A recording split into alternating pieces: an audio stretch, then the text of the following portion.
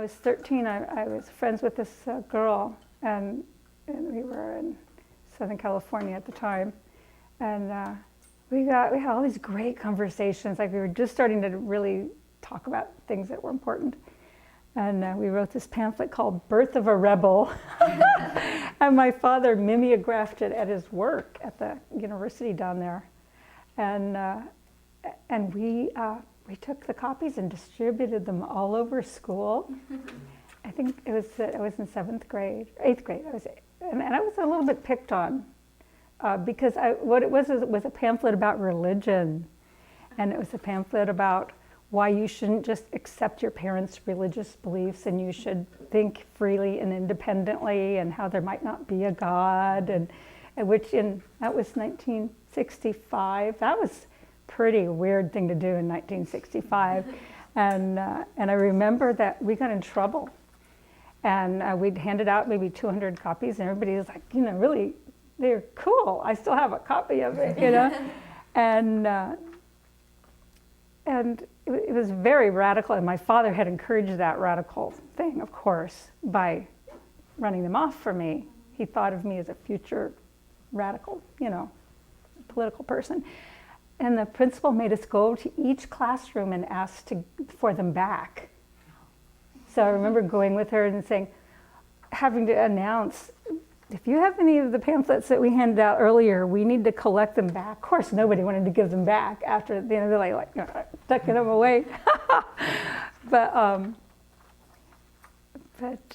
she was Jewish, and I was an atheist. But I had gone to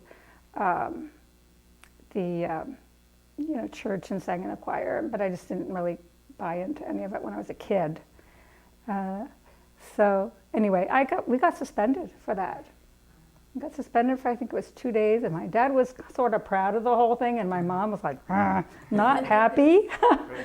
But I don't know, that was an interesting time in my life. I just remember thinking, why do they just go along with what their parents do? They need to think for themselves. But and I actually went to her synagogue with her.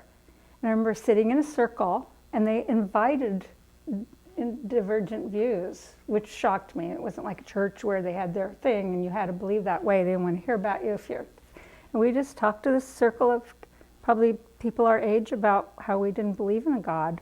And it was okay for that to happen in that place. So I was respectful. That was kind of cool. I didn't know there were places like that.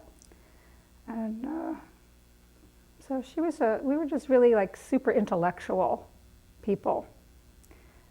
So that was been kind of a theme of my life, is rejecting and then searching for some kind of spirituality. So, anyway, more of that than politics. With politics, I had always wanted to, I was voted every time, and I would talk to friends about my views, and we'd have all kinds of political, and everybody I hung out with was a liberal, so we all agreed. It's more like just complaining. But then I don't know if this relates to the question, but when I retired from teaching, I thought I want to do something really big. So I applied to be on the grand jury in Sonoma County, which is it's not a jury where you judge somebody in a courtroom. It's a investigation kind of a process. And I was actually chosen for it. And that was in 2000. I retired in 2007, so that was in 2009, 2010. You do it for a year. And that was my really big wake-up call, because like 2/3 were Republicans, very conservative. It was like an old boys network club. And I did not fit in, but I had to stick in there because I was representing an underrepresented population, women and liberals, and I couldn't believe it. It's a watchdog organization. And also I don't cooperate too well in a group like that, although I was secretary, so that kept me busy, taking all the minutes, gave me a lot of power too. I could put everything in my own words. But then after that, it was a brutal year for me.